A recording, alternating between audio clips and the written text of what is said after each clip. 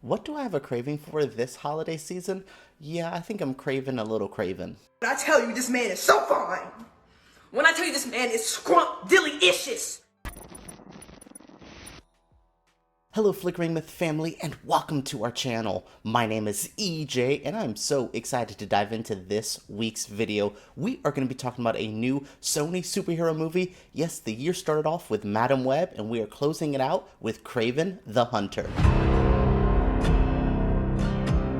The month of December is really interesting from Hollywood. On one half, you have these prestige movies, 2.5 hour, 3 hours, sometimes longer than that, artsy, fully just in-depth movies that make you really think and feel things. On the other half, there's just people who want to watch fun, silly movies and have a good time and just enjoy their holiday season. Kraven the Hunter falls into the second half of that, and honestly, December is perfect for that. We've had movies like Aquaman and the latest Jumanji movies that really made December feel like a fun event time for something silly, a little goofy, a little over the top, but plenty of good heart and soul in it too. Kraven the Hunter is a surprisingly more heartfelt movie. It made me feel things. We'll talk about it in a moment of like, oh, this has a point of view, a conversation starter. I like that. But yeah, Kraven the Hunter fits into December really well. This is just a movie that I think is going to be great for your winter break to go watch something just a little silly, a little over the top, a good action movie.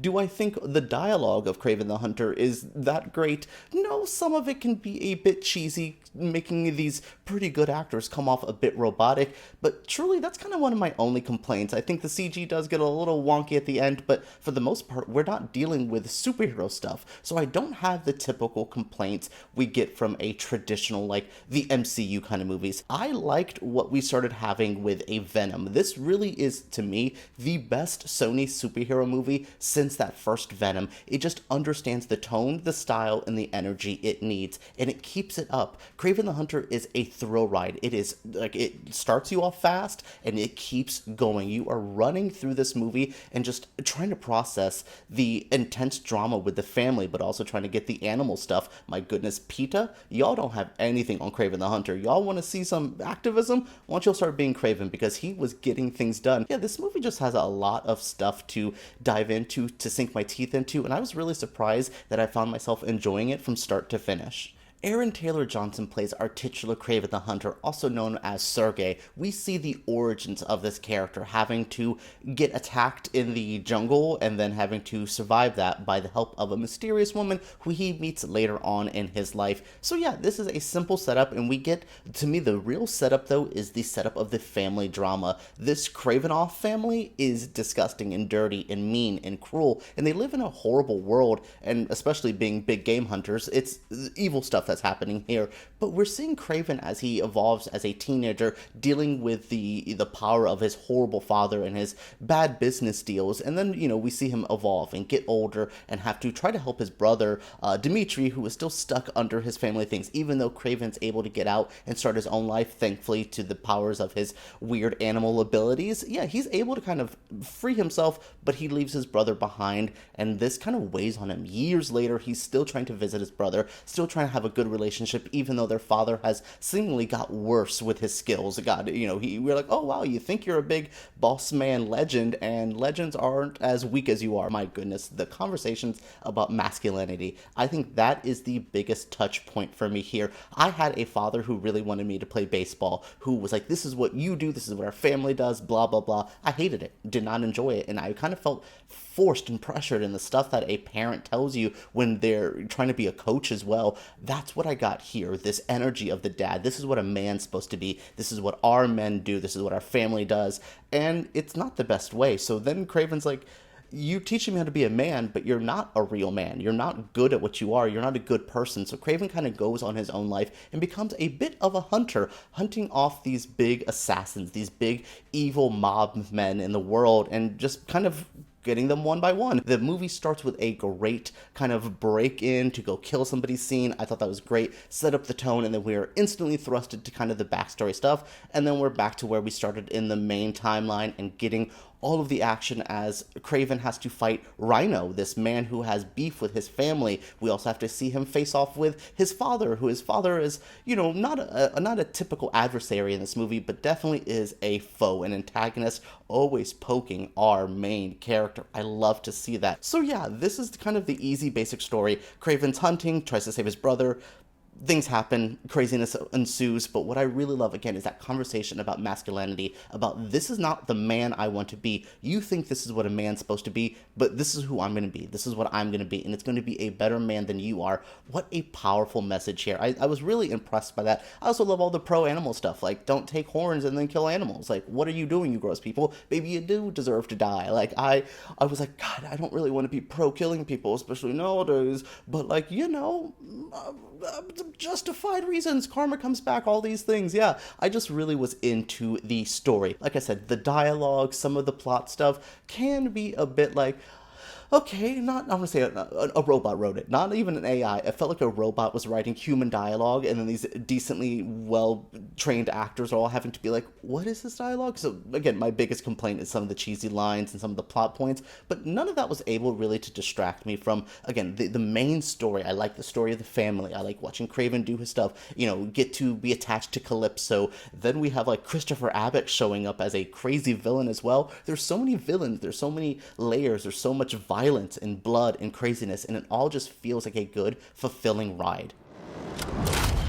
Where's Mr. Tagley? Oh, you're standing in him.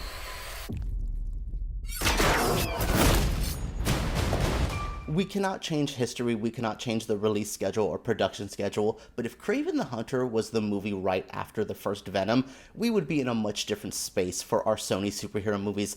I have always kind of been a defender. I liked Madam Web this year, even though the movie Madam Web...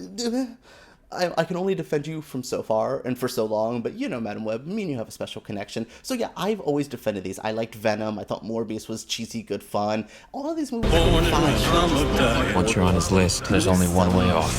It's been odd, and I think some of the less good ones have come out before, something like Kraven, which I think Kraven is a great companion to Venom. They're both very adult. They're both very 90s. They're both very mature, and I really do appreciate that. And again, what this movie does with blood and guts, though, gory. There is legit kills in this movie that I was like, y'all did that? Y'all did that? Like, you could tell they cut away in the edit a little bit, so it's not like a hard R. I'm sure with what they did, they could have like really pushed it harder, and then the MPA comes down because it's a superhero movie, probably geared to like a younger generation, which I think this movie could work for a good like 16 to 25, and that's a perfect age group for this movie. But yeah, I definitely enjoy the guts, the blood, the gore. There's a moment where he puts a bear trap on someone's face. Insane. There's just moments where someone gets shot in the eye with an arrow. I felt it. I was able to see this in IMAX, and I think the sound design with the violence really does make a impactful ride. And again, seeing Aaron Taylor Johnson just be so gorgeous. My God, this man is so awesome. Like, just so cool, so hot, so cool, so effortlessly badass. Like, you believe this character. I could have seen Aaron Taylor Johnson as Kraven for years. I don't know what the future of these Sony movies are, if these characters will ever show up in a Spider-Man movie eventually, who knows, but I really want Aaron Taylor Johnson to continue what he did here. If it's not within Kraven, find this man another solid leading role like this. Maybe not a James Bond or something, but something where he can show his aggression, he can show his posh side because he dresses up, looks nice, he could show all of this stuff and really get us a substantial character, a good thing, because Aaron Taylor Johnson is a good actor, he is good as Kraven. I just feel like the movie around him and the circumstances of the Sony universe aren't going to allow him to go further with this in the way he should. Now, I know you are asking, what are the connections to Spider-Man? We kind of do this with every one of these Sony Spider-Man movies of like, is there a Spider-Man character? Is there a Spider-Man cameo? I'm going to kind of be honest with you. No Spider-Man in this movie, but my goodness, they are definitely in the Spider-Man universe. There was some Daily Bugle stuff, which is cool, and there is a character. If you know who Sergei's, if you know who Kraven's brother is, he does pop up in this movie as a character, and maybe his more evolved form later on will show up as well. So again, we have that. We have Rhino. We have this doctor in New York. We keep talking about that as helping people out and mixing their DNA with stuff. And I'm like, is it, Mr. Guy with no arm who turns into a lizard, who knows? But yeah, I like that this movie is, again, not in these full-on, we're not watching Tobey Maguire or Andrew Garfield or Tom Holland swinging around in the background, but I do like that they're trying to build the Easter eggs. Every time I saw something, I was like, oh, I know who Calypso is. Oh, your brother's here. Oh, Rhino. Oh, Daily Bugle. Like, I liked all these little references. It didn't feel as, like, distant as a Madam Web, even though, God, Ben Parker and Peter Parker in that movie, or it doesn't feel as distant as Morbius, even though that movie had Michael Keaton in it for whatever the hell he was in that movie for. This one felt the closest. Like, there was little spider jokes in here that I thought was cool, and I honestly could have seen Aaron Taylor Johnson and someone like Andrew Garfield or someone like Tom Holland just face off. Like, there's a good energy here. I wish this could be more properly Spider-Man. I know that it's been a complaint for all of these, and I will definitely praise Venom and all of these movies for being their own thing and doing what they can, and that's awesome. Standing alone without Spider-Man is a hard task, and I think they've done them well for some of the movies. This one, I just was like, I was missing Spider-Man here quite a bit. I like the references. It is definitely there. They're trying to be very Spider-Man, trying to be in that universe, but I'm just missing it just ever so much. But I do appreciate the Easter eggs, and I really, really like seeing his brother Dimitri get to have his moment here. At the end, I was like, oh, the future, can I get a Kraven 2? I cannot believe I'm asking for this, but I would watch a Kraven 2 and possibly a Kraven 3 if Ariana Taylor Johnson keeps being so beautiful. Alright, everyone, that is it for my review of Kraven the Hunter. I like this movie. I had a fun time with it. Is it, like, the best action movie I've ever seen? No, and I think we should hedge our bets. Like, if I say this movie is good and you don't like it, that is fine. Different opinions. I just wanted something like this. I'm so neck-deep in movies like Conclave and The Brutalist and Baby Girl. I'm like, Nosferatu. Movies I do enjoy, movies I do like or have opinions on, but I just wanted something fun. I just wanted something easy to watch. That's what this movie was. Easy to watch, easy to get into, and with a great lead actor and a decent story, I think there's worse ways to spend your time at the cinemas. What did you guys think of my review of Kraven? What do you guys think of this movie? Share your thoughts down in the comments below. Subscribe to Flickering Myth because we make videos just like this quite often. I want you guys to enjoy them, and make sure you guys give me a thumbs up. Alright, everyone, let's talk about Kraven the Hunter right down below.